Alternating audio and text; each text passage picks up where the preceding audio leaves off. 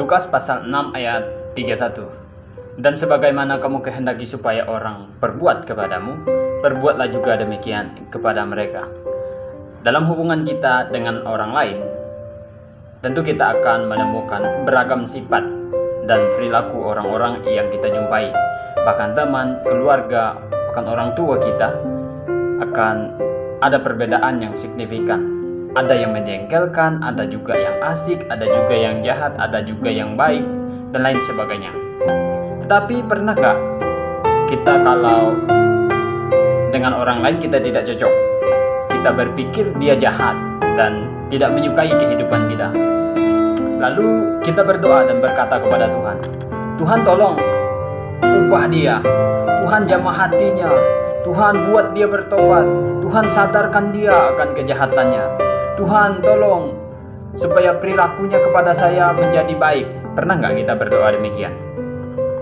Tetapi apakah kita sadar bahwa apa yang kita lakukan itu sebenarnya doa yang menuntut orang lain untuk berubah? Kita berdoa seolah-olah kita sangat mengasihinya, dan kita berdoa supaya doa yang kita panjatkan kepada Tuhan menunjukkan kalau kita lebih baik daripada orang tersebut. Pernah nggak kita berdoa demikian? Nah, sadar nggak kalau doa yang demikian sebenarnya menunjukkan keegoisan kita. Kita sedang menunjukkan dan memposisikan diri kita di posisi yang paling benar. Tetapi dengarkan baik-baik apa yang dikata Tuhan. Saya ulangi ayatnya ya. Sebagaimana kamu kehendaki supaya orang berbuat kepadamu, perbuatlah juga demikian kepada mereka. Nah, maksudnya apa? Kita yang perlu berubah dan menjadi pribadi yang lebih baik dan memahami pikiran orang lain.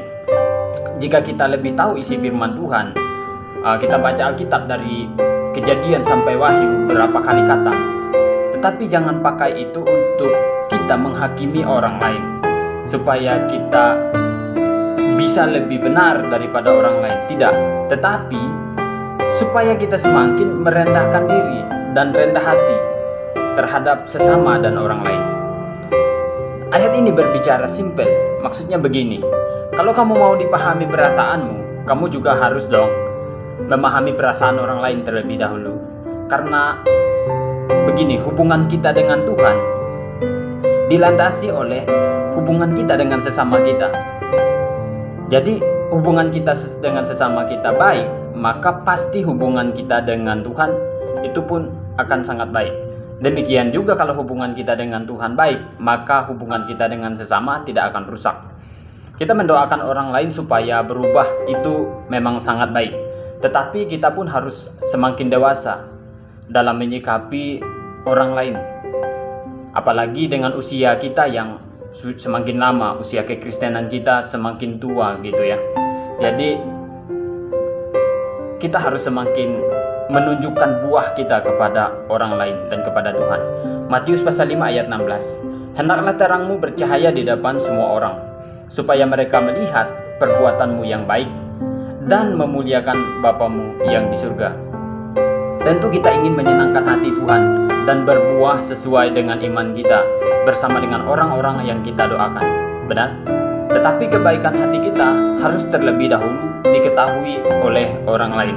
Dalam Filipi pasal 4 ayat 5. Dan kebaikan dan doa kita harus menjadi perilaku dan prinsip kita kepada Tuhan dan sesama. Tuhan Yesus memberkati.